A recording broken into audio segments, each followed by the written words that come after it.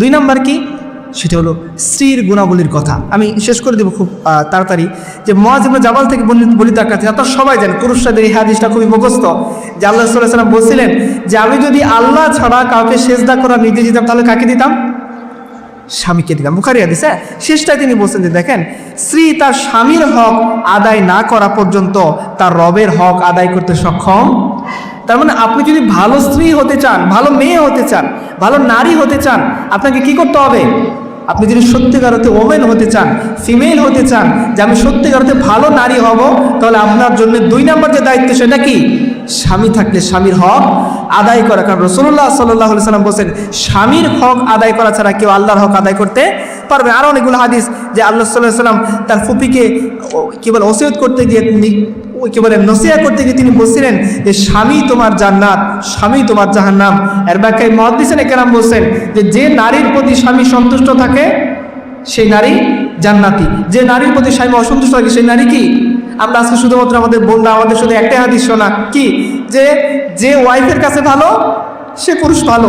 আল্লাহ সাল্লাল্লাহু বিপরীত পক্ষে একই কথা বলছেন, যে স্বামীর কাছে ভালো ওই নারী ভালো। কাজে আপনি যদি উল্টা সব হাদিস শুধু পুরুষের উপর চাপাই দেন, এটা একটা নারীবাদী চিন্তা ভাবনা। অবশ্যই পুরুষের জন্য ওইটা ঠিক আছে, নারীর জন্য এই হাদিস, এটাও তো বলতে হবে, তাই না? শুধু পুরুষদের দিকে চাপিয়ে দিবেন, নারীদের হাদিসগুলো অ্যাভয়েড করে দেবেন, ব্যাপারটা এরকম না।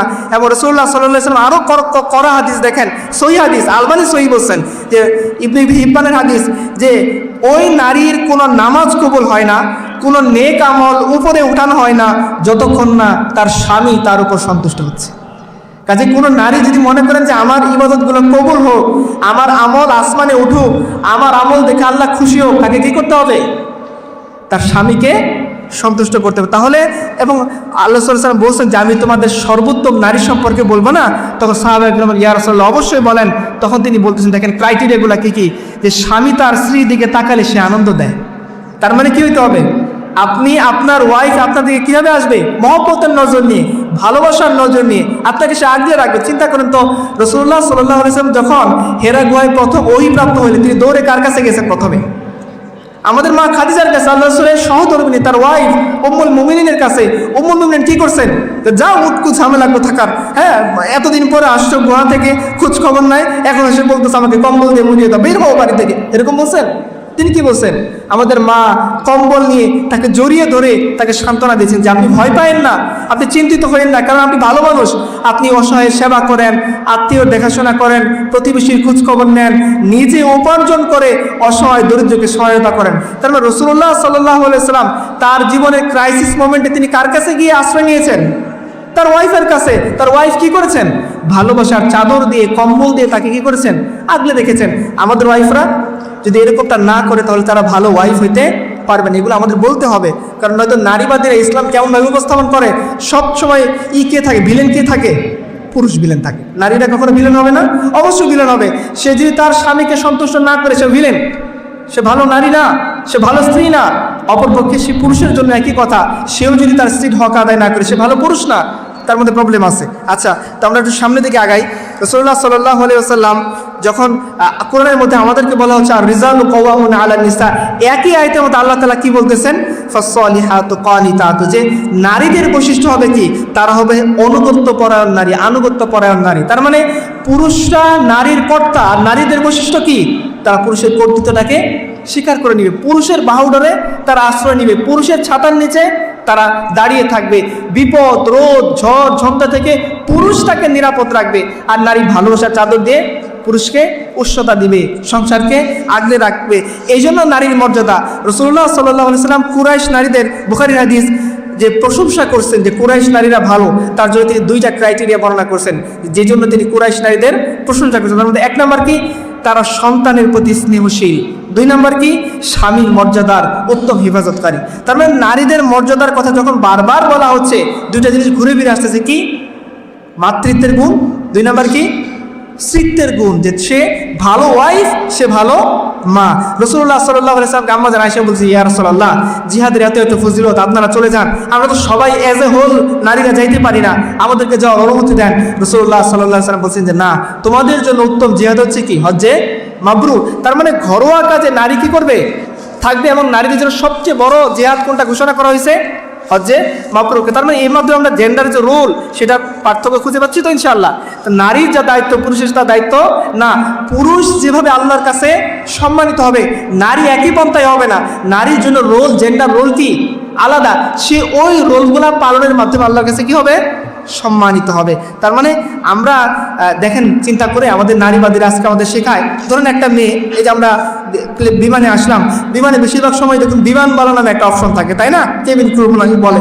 এরা কি থাকে, খুব খুব দেখবেন যে সাইসা একটা সাজ দিয়ে, কাপড় চোপড় নাই, পোশাক আশাকে ঠিক নাই, লিপস্টিক মেখে একেবারে মেকআপ টেকআপ করে সে পর পুরুষকে কতটা আপনভাবে ডাকবে চিন্তা করেন তো দেখি। না স্যার আপনার কিছু লাগবে কিনা, স্যার এইদিকে আপনার সিট, এখানে বসা, স্যার পানি, কত সুন্দর করে সে ডাকতেছে। সে এইভাবে লাস্ট কবে তার স্বামীকে ডাকছিল বলুন তো দেখি। কারণ পরিবার যারা আছে আপনারা জানেন, মুরব্বীরা, পরিবারের কিছু অভিনয় করতে হয় মাঝে মাঝে, ভালো লাগতেছে তার বলতে হচ্ছে, বাহ তোমার চেহারাটা চাঁদের মতো সুন্দর, দেখেছে বাংলার 5, তা বলতে হয় মাঝে মাঝে। সংসার টিকানোর জন্য আমাদের অভিনয় করতে হয়, তাই না? তো আপনি যদি সারাক্ষণ এই কেবিন ক্রুরা, বিমানবালারা সারাক্ষণ তার এই পরপুরুষের সাথে তার হাসি তামাশা ঠাট্টা আর অভিনয় করতে থাকে, সে তার স্বামীর সাথে ভালোবাসার অভিনয় কখন করবে? সে স্বামীকে ভালোবাসার নজরে কখন ডাক দিবে?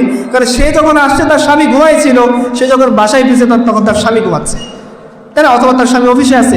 এই যে ইন্টারেকশনটা হয় না কেন? আপনারা জানেন ঢাকায় প্রত্যেকটা 40 মিনিটের মধ্যে একটা করে তালাক হয়। 40 মিনিটে প্রথম আলোর রিপোর্ট একটা করে তালাক হয়, এবং 10টা তালাকের মধ্যে 7টাই দেয় নারী আবেদন করে যে আমি থাকবো না পুরুষের সাথে। কীভাবে থাকবো বলেন?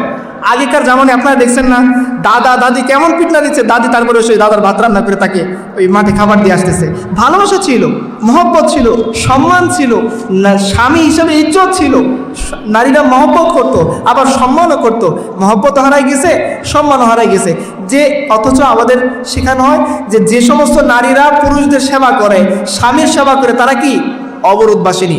আর যারা ওই কেবিন ক্রু হয়, বিমানবালা হয়, তারা কি স্বাবলম্বী। একটা নারী সে হাসি মুখে 10টা পরপুরুষকে সেবা দিবে, সে কি স্বাবলম্বী। ওই নারী যদি হাসি মুখে তার স্বামীর সাথে কথা বলে, তাহলে সে কি? ওই নারী যদি হাতে নিয়ে 100 বার স্যার বলে তার বসের কামরায় গিয়ে, বসের রুমে গিয়ে চা বা কফি বানিয়ে দিয়ে আসে, সে কি ভালো নারী, উন্নত নারী, মডার্ন নারী, স্বাবলম্বী নারী। ওই একই নারী যদি তার স্বামীকে চা বানিয়ে দিতে বলে, চা বানিয়ে দিয়ে আসে, সে কি অবরোধবাসিনী, সে ভালো নারী না, সে অন্ধকারাচ্ছন্ন নারী। তো এটা খুবই বাজে দিক। কেন? আমি প্রথমেই বলছিলাম যে আল্লাহর সৃষ্টি নারীকে নারীভাবে বানাইছে, পুরুষকে পুরুষের মতো বানাইছে। এটা শুধুমাত্র আমাদের কথা না, এখনকার মডার্ন সায়েন্সও বলতেছে হ্যাঁ, পুরুষ এবং নারীর হরমোনাল পার্থক্য আছে। হরমোনাল পার্থক্য কি?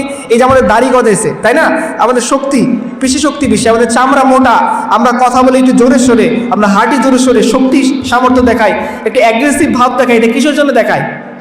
কিসের কারণে? হরমোনের কারণে। সেই হরমোনটার নাম কি? টেস্টোস্টেরন হরমোন, যেটার কারণে একজন পুরুষ হয়। ঠিক তেমনি আল্লাহ সুবহানাহু ওয়া তাআলা নারীদেরকে, বা আপনি যদি বলেন বিজ্ঞানের ভাষায় নেচার, নারীদেরকে একটা হরমোন দিয়েছে, যেটার নাম কি? Oxytocin hormone. অক্সিটোসিন হরমোনকে বলা হয় কি? এটা আমি পরে বলতেছি আলোচনা করতে গিয়ে, আপনারা একটু খেয়াল করেন তো, যেটা আমি প্রথমেই বললাম আলোচনাটা, যে একজন নারী সন্তান জন্ম দেওয়ার পর সে কী করে? সন্তানকে দেখার সাথে সে তার কষ্টকে ভুলে যায় না। এই যে প্রসব বেদনা কিন্তু খুব সহজ জিনিস না। নারীদের এই কষ্টটা পুরুষরা কখনো উপলব্ধি করতে পারবে না, যে প্রসব যন্ত্রণা কতটা কঠিন। এই এতটা কঠিন পথ পাড়ি দিল, এবং এর আগে সে 9 মাস বা 10 মাস বা 8 মাস সে সন্তানটাকে বুকে আঁকড়ে রাখলো, খাইতে পারলো না ঠিক করে, ঘুমাইতে পারলো না ঠিক করে, কথা বলতে পারলো না ঠিক করে, এর মধ্যে আবার সংসার সামলাইলো, ঘর সামলাইলো, শ্বশুর শাশুড়ি সামলাইলো, এরপর সে সন্তান জন্ম দিল। কিন্তু যখন সে সন্তানটাকে এক নজর দেখতেছে, সে তার 9 মাসের কষ্ট একদিনে ভুলে যাচ্ছে না। তখন তার সন্তানের, আমার সন্তানটা হলো প্রথম সন্তানটা, সে হওয়ার পরে মানে একটু ব্যতিক্রমভাবে কাঁদতেছিল, তার মাথায় আঘাত পেয়েছি সে, মানে আমি কোলে নিচ্ছি, দেখি আমার ওয়াইফ কাঁদতেছে। আমি জিজ্ঞেস করলাম ব্যথার কারণে? বলছে না, ব্যথার কারণে না, সন্তান কেন কান্না থামাইতেছে না এই কারণে।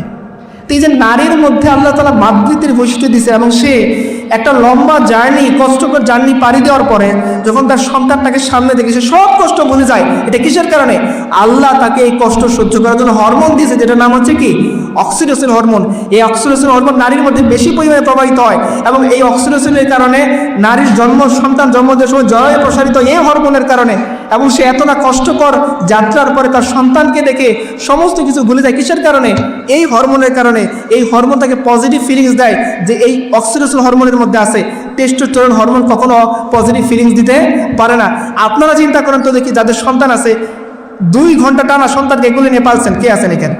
বলেন, আমরা তার মুরিদ হব। আছেন কেউ? 10 মিনিট 5 মিনিট পরে কি তার নেবো তার সবাই দিই, এটা পারি না আমরা। আল্লাহ তাআলা আমাদেরকে সেই জিনিসটা দেন নাই, এটা নারীদের মধ্যে দিচ্ছে, তারা বছরের পর বছর সন্তান পালতে পারে। কেন? এই অক্সিটোসিন হরমোনের কারণে। এটা আমাদের মধ্যে নাই, খুবই সীমিত মাত্রা, থাকলে তো আমরা নারী হয়ে যেতাম। আমাদের মধ্যে আল্লাহ সুবহানাহু ওয়া তাআলা দিয়েছে টেস্টোস্টেরন হরমোন। হ্যাঁ, যখন আমার সন্তানের উপর আঘাত আসবে তখন আমি কি করব? একেবারে অ্যাগ্রেসিভ হয়ে তার মাথা ফাটাই দিব। এইটা আল্লাহ আমাকে দিয়েছেন। আর নারীকে কি দিয়েছেন? সুবহানাল্লাহ। যে ধরুন ডুবে যাচ্ছে একজন নারী, সে তার সন্তানকে আগলে রাখার চেষ্টা করবে, যাতে তার সন্তানটা না ডুবে। সে আগুন লেগে গেছে, সে চেষ্টা করবে তার মমতার আঁচলের নিচে তার সন্তানটাকে শেষ পর্যন্ত আগলে রাখা। পুরুষ অ্যাগ্রেসিভ ভূমিকা পালন করবে, এটা তার ফিতরাতগত বৈশিষ্ট্যের কারণে। নারী ভালোবাসার ভূমিকা পালন করবে, এটা তার ফিতরাতগত, তার হরমোনের কারণে। কেননা যে অক্সিটোসিন হরমোনের কথা বললাম, সায়েন্টিস্টরা বলছে এটার অপর নাম হলো লাভ হরমোন। কি না হরমোন? তার মানে ভালোবাসা, মাতৃত্ব কার মধ্যে বেশি থাকবে? নারীর মধ্যে থাকবে, এবং এটা দিয়েই নারীর জীবন গঠিত হবে। এখন আপনি যদি ফিতরাতের এগেইনস্টে যান, সেটা আপনার বিষয়। আপনি যদি ফিতরাতের এগেইনস্টে যান, আপনার জন্য অবশ্যই ভয়ঙ্কর পরিণতি অপেক্ষা করবে। কারণ হচ্ছে আল্লাহর নিয়মের বাইরে গিয়ে কেউ কখনো সমাজকে সুন্দর করতে অসম্ভব। এই যে দেখেন, আপনারা খেয়াল করছেন না, বাস্তু সংস্থার নামে একটা জিনিস আছে, দেখছেন না নেচারের মধ্যে? কি, যেমন ধরেন হরিণ কি খায়? ঘাস খায়, তাই না? হরিণ কি কে খায়? বাঘ খায়। বাঘকে কে খায়? বাবা কি কর? চিল খায় নাকি শকুনে খায়? শকুন খায়। শকুনকে কে খায়? কি কর? শকুনকে ব্যাকটেরিয়া খায় না, সে মরে যাওয়ার পরে তাকে ভাইরাস ব্যাকটেরিয়া তাকে কম্পোস্ট সার বানায় ফেলে। তো এটা একটা বাস্তু সংস্থানের স্তর। আচ্ছা, কখনো কি আপনারা দেখছেন যে হরিণের দল ঘাসকে, বনের সমস্ত ঘাস সাফা করে ফেলছে? আছে? অথবা বাঘ সমস্ত হরিণকে খেয়ে একটা হরিণ নাই? আছে এরকম? না।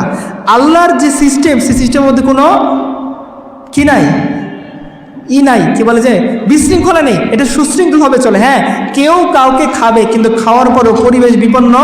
এই যে ধরুন কার্বন ডাইঅক্সাইডের পরিমাণ বাড়ছে, এটা কে বাড়াইছে? প্রকৃতি বাড়াইছে না মানুষ বাড়াইছে? মানুষ বাড়াইছে।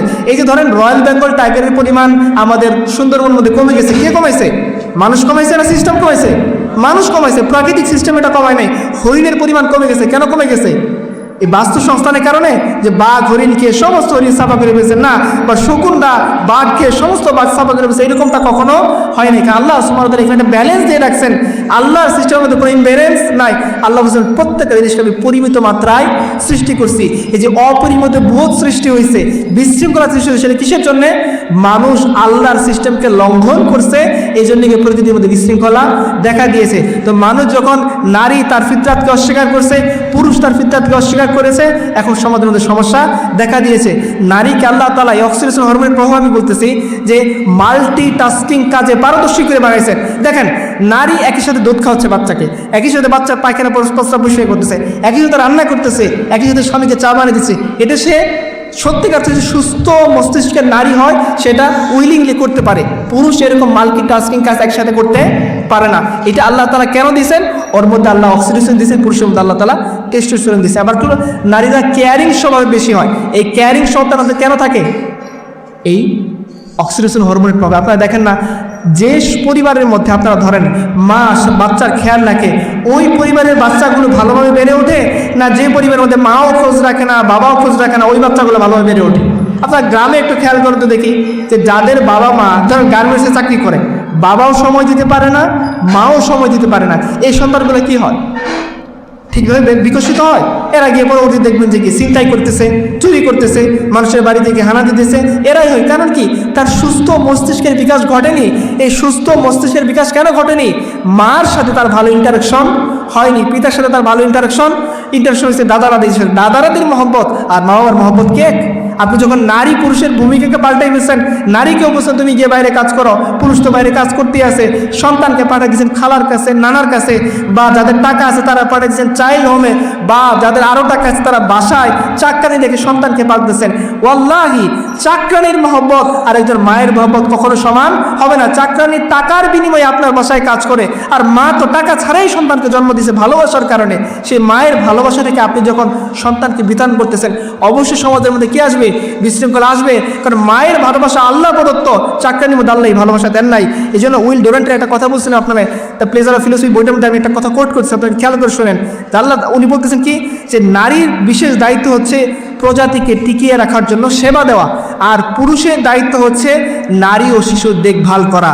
প্রজ্ঞা তাদেরকে এসব দায়িত্বেরই অধীন করে দিয়েছে। এসব মৌলিক ও অবচেতন উদ্দেশ্যের মধ্যেই প্রকৃতি আমাদের জন্য রেখেছে গভীর তাৎপর্য এবং প্রশান্তি। এই কথাগুলো আমরা বললে বলতাম, দূর আপনি তো হুজুর মানুষ, ইসলাম বায়াসড। এখন আপনি ওনাকে কি বলবেন?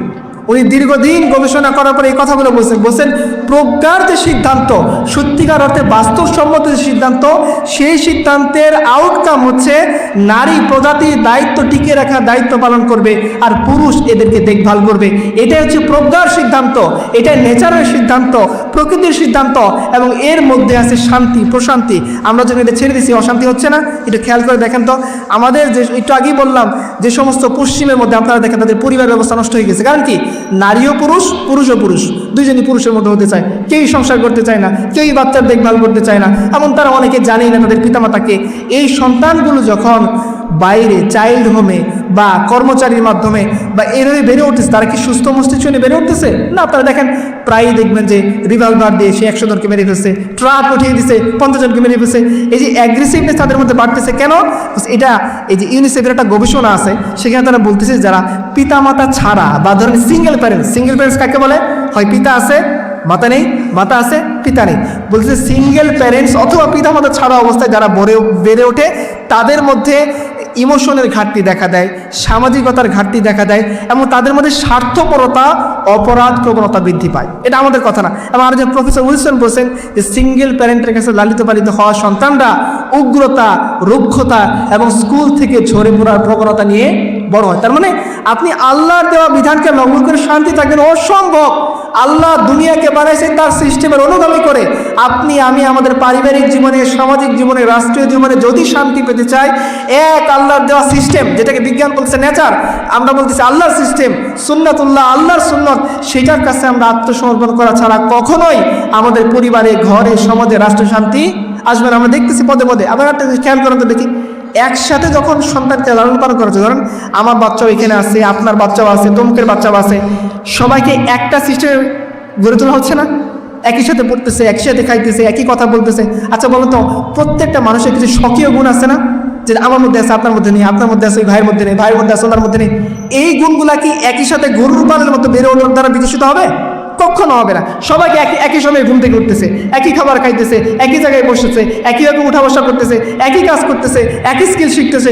এর মাধ্যমে স্বকীয় যে গুণাবলী সেটা কখনোই বিকশিত হবে না। তার মানে একটা সন্তান নারীর কাছে, তার মায়ের কাছে লালিত পালিত হওয়ার দ্বারা তার যে আল্লাহ তাআলা ইনহেরিন্ট কিছু বৈশিষ্ট্য দিয়েছেন, তার জিনের মধ্যে কিছু আলাদা বৈশিষ্ট্য দিয়েছেন, স্পেশাল গুণ দিয়েছেন, সেটা কখনোই চাইল্ড কেয়ার হবে বা এইভাবে একসাথে গরুর পালের মতো লালিত পালিত হওয়ার মধ্যে বিকশিত হবে না। সেটা বিকশিত হওয়ার জন্য তার মাতৃস্নেহ, মায়ের কোল, মায়ের আঁচল দরকার। তা আপনি ছেড়ে দিবেন, আপনার সন্তান এই ধরনের স্পেশাল বৈশিষ্ট্যগুলো হারিয়ে ফেলবে। এটা তো দুনিয়ার সামান্য ক্ষতি, আর আখিরাতের ক্ষতি তো আমাদের জন্য অপেক্ষাই করতেছে। সেই জন্য আমরা এটা যদি খেয়াল না রাখি আর আমরা যদি মনে করি যে আল্লাহ সুবহানাহু ওয়া তাআলার সিস্টেম থেকে দূরে যাওয়ার মাধ্যমে আমরা ভালো থাকবে, না, ভালো থাকবে না। বিজ্ঞান আপনাকে বলে দিবে যে দেখো ভাই, তুমি যে তোমার সন্তানকে ছেড়ে দিয়েছো, তোমার বউ যে তোমার সন্তান, তোমার পরিবারের দায়িত্ব ছেড়ে আরেক বসের অফিসের সাথে দেখা কথাবার্তা বলতেছে, মনে রাখো তোমার সন্তানের মধ্যে রিয়েক্টিভ অ্যাটাচমেন্ট ডিসঅর্ডার তৈরি হবে। কারণ কি? সন্তান জন্ম নিয়েছে, তার মায়ের সাথে তার একটা ভালোবাসা তৈরি হয়েছে না প্রথমে। এখন হঠাৎ করে আপনি কি করলেন? মা থেকে তাকে, ওর তো বুদ্ধি অত বেশি নাই, সে তো বুঝতে পারবে না যে মায়ের থেকে খালার কাছে আসছি। সে যে মমতাটা, একটা জিনিস খেয়াল করুন তো ভাই, আপনাদের যাদের সন্তান আছে, অন্ধকারের মধ্যে সন্তান কান্না করতেছে, আপনি এই সন্তানকে যদি একজন অপরিচিত মহিলার কাছে দেন, তার কান্না থামবে? মার কাছে দিলে সন্তানকে বুঝতে পারতেছে? কীভাবে বুঝতে পারতেছে?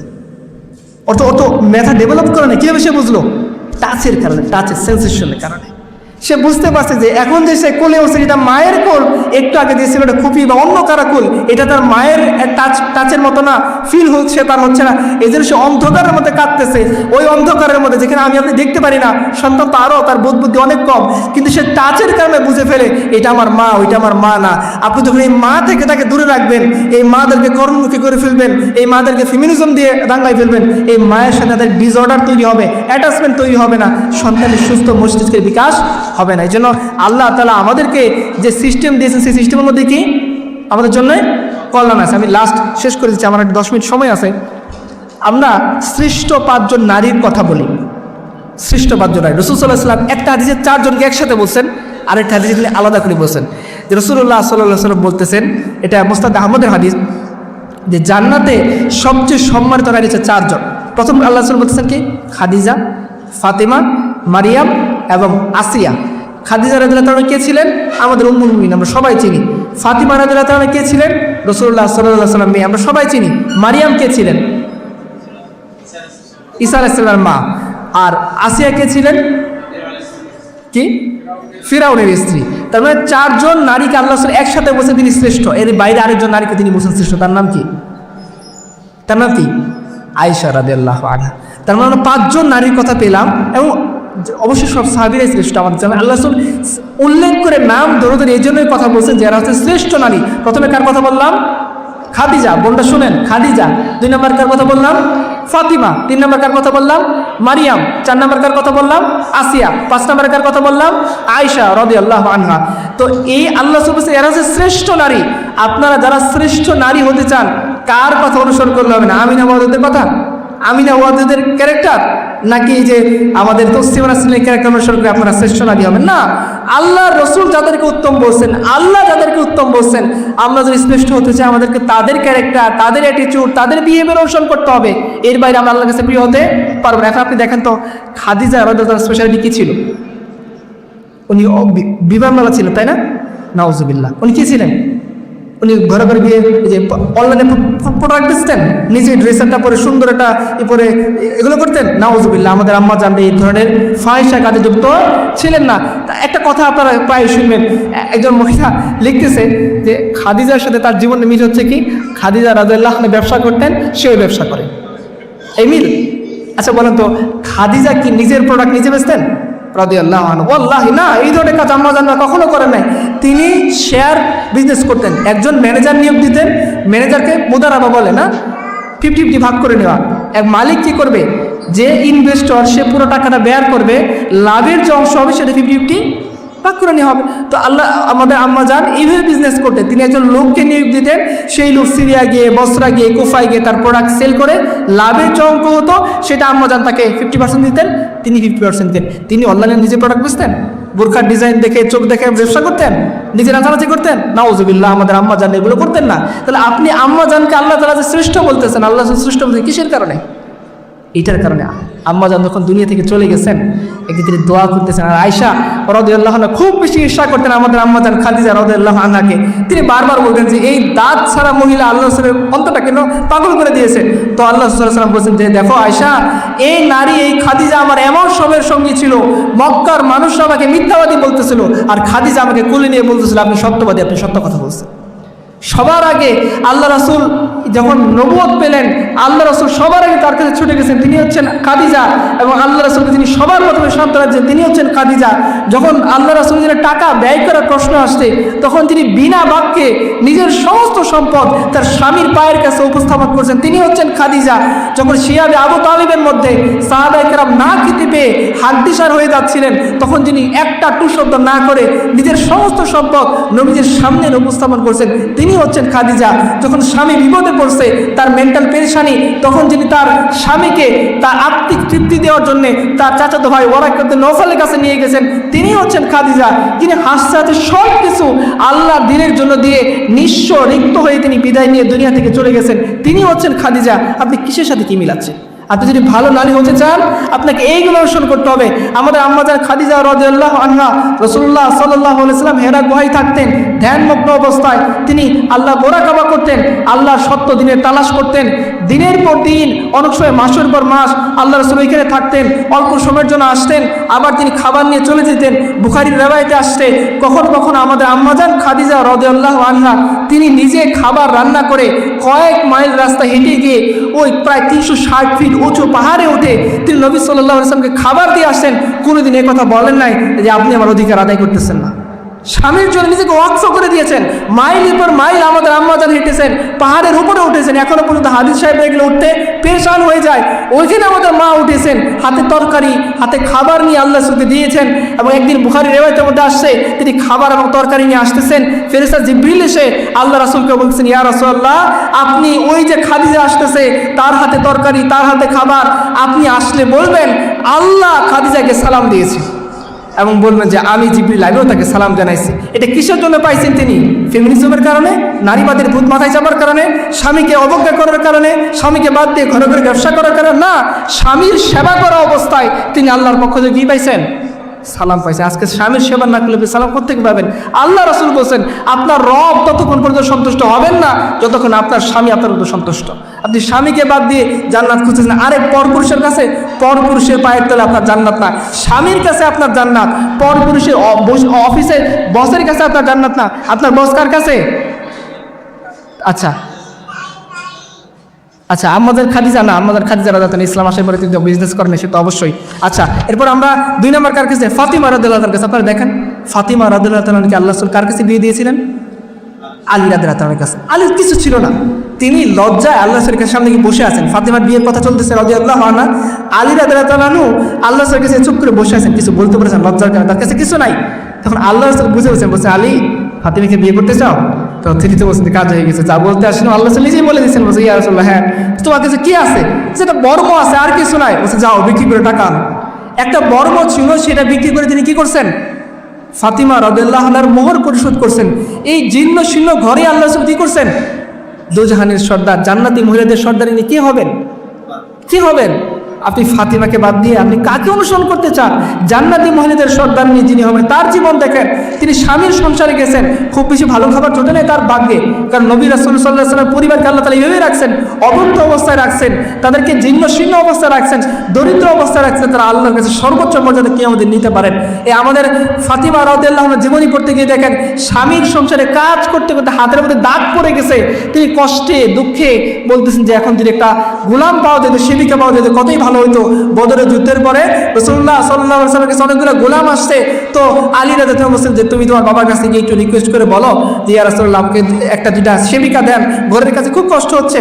রাসূলুল্লাহ সাল্লাল্লাহু আলাইহি ওয়াসাল্লামের কাছে তিনি গেছেন, গিয়ে বলছেন আল্লাহ রাসূল বলেছে ফাতিমা তোমার চেয়ে যারা যুদ্ধে অংশ নিয়েছে তারা গোলাম পাওয়ার বেশি হকদার, তোমাকে গোলাম দিতে পারতেছি না। তিনি মনের কষ্ট নিয়ে চলে গেছেন। রাতের বেলা আল্লাহ রাসূল সাল্লাল্লাহু আলাইহি ওয়াসাল্লাম গিয়ে বলছেন আলী ফাতিমা শুয়ে পড়ছো, উঠো তোমাদেরকে একটা জিকির শিখিয়ে দেই, এই জিকির করে আল্লাহ তোমাদের জন্য যথেষ্ট হয়ে যাবে।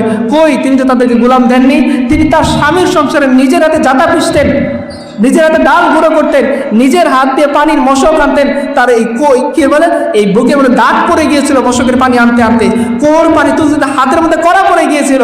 আর আপনি এই সমস্ত কিছু বাদ দিয়ে জান্নাত তালাশ করতেছেন, জান্নাতি মহিলাদের সর্দারিনী ঘরের কাজ করতেছেন, জান্নাতি মহিলাদের সর্দারিনী স্বামীর খেদমত করতেছেন, জান্নাতি মহিলাদের সর্দারিনী হাসান হুসাইনকে জন্ম দিয়ে তাদেরকে গ্রো করতেছেন, তাদেরকে বেড়ে তুলতেছেন পরম মমতা দিয়ে। আর আপনি আরেকজনের কি বলে চাইল্ড হোমে চাকরি করে নার্সিং ইনস্টিটিউটে গিয়ে আপনি মনে করছেন জান্নাত কিনে ফেলবেন?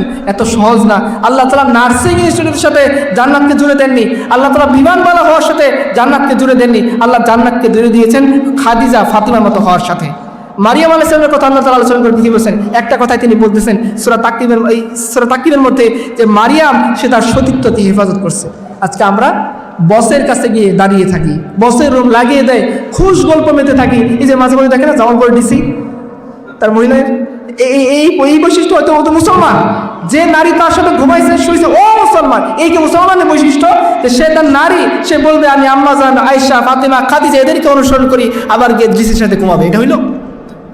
এইটা কোন জীবন না, এই জীবন দিয়ে আপনি কখনো জান্নাত যেতে পারবেন না। আসিয়া তার বৈশিষ্ট্য কিছু আলাইহিস সালাতু ওয়াস সালাম, তাকে আল্লাহ তাআলা বলেছেন যে ফিরাউনের ঘরে ঈমানের শিক্ষা জ্বালিয়ে রাখছিল। আপনার স্বামী খারাপ, কত খারাপ? ফিরাউন হচ্ছে খারাপ, ফিরাউন হচ্ছে খারাপ। তা আপনি কেন আবেদন করলেন যে আপনি মানে স্বামী ইচ্ছা থাকবে না, পান থেকে চুন কষ্ট কি হয়ে গেছে, থাকবো না তোমার ঘরে, খাবো না তোমার, কেন? সংসার জীবনে মনোমালিন্য হবে না? এগুলো মানা নিতে হবে। আল্লাহ রাসূল সাল্লাল্লাহু আলাইহি ওয়াসাল্লাম জীবনে মনোমালিন্য হয়েছে না? তিনি কথা বলা বন্ধ করে দিয়েছেন না? এরপরে কি বৌদ্ধের সব তালাক দিয়ে দিয়েছেন? না, আল্লাহ তাআলা তাকে সংসার করছেন। সংসার জীবনে এগুলো 19-20 হবে, এগুলো মানা নিতে হবে। না মানলে আপনি সংসার কিভাবে করবেন? চিন্তা করুন আপনার সন্তানের কথা। আপনি চলে যাবেন একদিকে, আপনার স্বামী চলে যাবে আরেকদিকে, তালাকের পরে এই সন্তানগুলো অবস্থা কি হবে? অন্তত এই সন্তানের দিকে তাকিয়ে তো আল্লাহর দোহাই এই ফেমিনিজমকে মাথার বুদ্ধ থেকে নামান। আম্মা জান আয়েশা ফাতিমা খাদিজা আসিয়ার মতো হন। আল্লাহ তাআলা এই দেশে জান্নাতের ওয়াদা রাখছেন। আপনি আয়েশার জীবনে কি দেখছেন? আয়েশা রাদিয়াল্লাহু আনহা তাফসীরে কিতাবের মধ্যে আসছে যে আম্মা জান এমনভাবে কথা বলতেন মুখের মধ্যে একটা রুমাল বা কাপড় দিয়ে, যাতে তাদের অরিজিনাল কণ্ঠস্বর অন্য পরপুরুষ না শুনতে পারে। আর আজকে আমরা কি মনে করতেছি? একবার খোলামেলা পোশাকে ইউনিভার্সিটির লেকচারার হয়ে যাব, প্রফেসর হয়ে যাব, সামনে পুরুষ, ডানে পুরুষ, বামে পুরুষ, আমরা লেকচার দিয়ে বড় বড় প্রফেসর হয়ে যাবো, জান্নাত হয়ে যাব? অসম্ভব। আম্মা জান আয়েশারা এরকম ছিলেন না, তারা পর্দার মধ্যে থেকে কণ্ঠকে ইবাদত করে পরপুরুষ থেকে দূরে থেকে ঘরোয়ার মধ্যে থেকে নিজের জীবনকে জান্নাত বানাইছেন। আর আমি আপনি ঘর থেকে বের হয়ে আমি আপনি পরপুরুষের সাথে ঘষাঘষি করে, এই যে যারা ঢাকা শহরে দেখছেন না পাবলিক বাসে দিয়ে আপনি ওঠেন, কী অবস্থা বলতে দেখি? পুরুষের সাথে ঘষা লাগবে এরকম কোনো বাস আছে? বলেন আমরা সেই বাসে উঠবো, থাকি আছে? নাই, এরকম পাবেন না আপনার। সো এই জন্য আমরা যেটা বলতেছি, আমাদের সময় শেষ, আমি জাস্ট একটা কথা শেষ করে দিব। তার মানে আমরা যেটা বুঝতে পারলাম, আলোচনা সামার যদি টানি, আল্লাহ তাআলা নারীদেরকে কিসের মতো সম্মান দিয়েছেন? প্রথম সম্মান মাতৃত্বের কারণে, 2 নম্বর সম্মান স্ত্রীর কারণে, 3 নম্বর সম্মান কি? তার ঘর পরিবার সতীত্ব এগুলো দেখভাল করার কারণে। এবং বাই বর্ণ ফিতরতগতভাবে নারী এই বৈশিষ্ট্যগুলো নিয়ে বড় হয়। নারীর মধ্যে হরমোনের কী নাম বললাম? Oxytocin hormone. সেটা নারীকে এইভাবেই তৈরি করে। এই জন্য অক্সিটোসিন হরমোনকে কী বলা হয়? The love hormone. নারীরা প্রেমময়ী হয়। একবার একটা কবিতা আমাদের বলছিলেন না, উজুদে জান সে হ্যাঁ তসবিরে কায়নাত পে রাম, উসি কি সাদ সে হ্যাঁ জিন্দগি কা সোজে দারু। বলছেন নারীদের কারণে বিশ্বজান এতটা সুন্দর। নারীরাই বিশ্বজানকে কী করে? সুন্দর করে তোলে। আর পুরুষের অবস্থা কি? मुझे थकने नहीं देते, जरूरत की पहाड़ और मेरे बच्चे मुझे बुरा नहीं होने देते। একদম কবি বলছিলেন যে আমাকে আমার দায়িত্বের পাহাড় কখনো থামতে দেয় না। পুরুষ মানে কি? দায়িত্ব। ঘুমাইছে, রাতের বেলা চোর আসে, দৌড়ায় কে যাবে? পুরুষ যাবে। ঘুমাইছে, কলিং বেলে নৌকাইছে, নক করতেছে কেউ, কে এগিয়ে যাবে? পুরুষ এগিয়ে যাবে। ও সারাদিন অফিস শেষ করে আসছে, মার বাসায় ওষুধ নেই, কে ওষুধ কিনতে যাবে? পুরুষ চলে যাবে। এই জন্য উনি বলছেন যে আমার জরুরতের পাহাড় আমাকে থাকতে দেয় না, আমাকে কি বলে যায় রেস্ট নিতে দেয় না, আর আমার বাচ্চা আমাকে কখনো বুড়া হইতে দেয় না। বাচ্চা সবসময় কি করে? বাপের কাছে আবদার করে সারা জীবন। বাপ আছে মানে কি? বাচ্চার আবদার। তার মানে বাচ্চা কখনো বাবাকে বুড়া হতে দেয় না, সন্তান বাবাকে বুড়া হতে দেয় না। বুড়া হইলেও বাবার প্রতি কি থাকে? সন্তানের একটা বাবাকে কিছু দিবে, এটা চাহিদা থাকে, এটা দায়িত্ব, ডিউটি। আর নারীর মধ্যে আছে বিউটি, আপনার মধ্যে ডিউটি, ওর মধ্যে বিউটি। এই জন্য এটা আমাদের খেয়াল রাখতে হবে। আমি শেষ করে দিচ্ছি। লরা দোয়াল্লাম একজন এক্স ফেমিনিস্ট ছিলেন, ফেমিনিজম দ্বারা আক্রান্ত। তো লম্বা সময় তার স্বামী জনের সাথে সে সংসার করেছে, সংসার ভালো লাগে না, ম্যাচ খাইতে পারে না, গন্ডগোল হয়, প্রবলেম হয়। তখন সে তার একটা বই আছে দ্য সারেন্ডার ওয়াইফ, সে ভূমিকাতে বলতেছে যে আমি যখন আবিষ্কার করলাম যে একজন নারীর দায়িত্ব কী আর একজন পুরুষের দায়িত্ব কী, যখন আমি নিজের দায়িত্ব নিজে পালন করা শুরু করলাম, যখন আমার স্বামীকে আমার দায়িত্ব দিলাম, তখন আমি সেই কাঙ্ক্ষিত, সেই যে আমি শান্তি চাইছিলাম, সেই যে প্রশান্তি, তার মধ্যে আমি একটু পড়ি, হ্যাঁ, today I call myself a surrender wife. সে বলতেছে যে আজকে আমি নিজেকে বলি একজন সারেন্ডার ওয়াইফ, যে তার স্বামীর কাছে নিজে কী করছে? আত্মসন। Because when I stopped trying to control the way জন্মান তার স্বামী did controlling and started trusting him implicitly and I began to have the marriage I have always dreamed of. বলতেছে দেখেন, যে যখন আমি বুঝতে পারলাম যে আমার দায়িত্ব কী, যখন বুঝতে পারলাম আমার স্বামীর দায়িত্ব কী, এখন যখন আমি আমার স্বামীর দায়িত্বের মধ্যে অযাচিত হস্তক্ষেপ করা ছেড়ে দিলাম, তখন আমি সেই বিয়ের স্বাদ পাইলাম, সেই সংসারের দেখা পাইলাম, সেই প্রশান্তি পাইলাম, যেটা নিয়ে আমি বিয়ে পেরিতে বসছিলাম। তাহলে আপনি যদি শান্তি পেতে চান, কোথায় আসতে হবে? একমাত্র আল্লাহ দিনের মধ্যে শান্তি। নারীর রোল আলাদা, পুরুষের রোল আলাদা। নারী যখন নারীর দায়িত্ব পালন করবে, পুরুষ যখন পুরুষের দায়িত্ব পালন করবে। যেভাবে একটা যৌগ গঠন করতে গেলে একজন ইলেকট্রন দান করে পজিটিভ আয়ন হয়, একজন গ্রহণ করে নেগেটিভ আয়ন হয়। এখানে কারো কোনো প্রবলেম নাই, কেউ ছোট কেউ বড় না, বরঞ্চ ইলেকট্রন গ্রহণ করাটাও তার জন্য অনেক বড় ক্রেডিট, ইলেকট্রন দান করাটাও তার জন্য অনেক বড় ক্রেডিট, কারণ এর মাধ্যমে একটা স্টেবল যৌগ গঠন হতে যাচ্ছে। ঠিক তেমনি পৃথিবীকে যদি আপনি স্থিতিশীল করতে চান, অস্থিতিশীল পৃথিবীকে যদি শান্তিময় করতে চান, প্রেমময় করতে চান, সুন্দর করতে চান, নারীর দায়িত্ব পালন করবে, পুরুষ পুরুষের দায়িত্ব পালন করবে। নারীর দায়িত্ব পালন করে জান্নাতের সর্দারিনী হবে, পুরুষ পুরুষের দায়িত্ব পালন করে জান্নাতের সর্দার হবে। এর বাইরে আল্লাহ তার শান্তি কামিয়াবের কোনো রাস্তা রাখেননি। আল্লাহ আমাদেরকে বোঝার তৌফিক দান করুন। ওয়া আখিরু দাওয়ানা আলহামদুলিল্লাহি রাব্বিল আলামিন। আসসালামু আলাইকুম ওয়া রাহমাতুল্লাহ।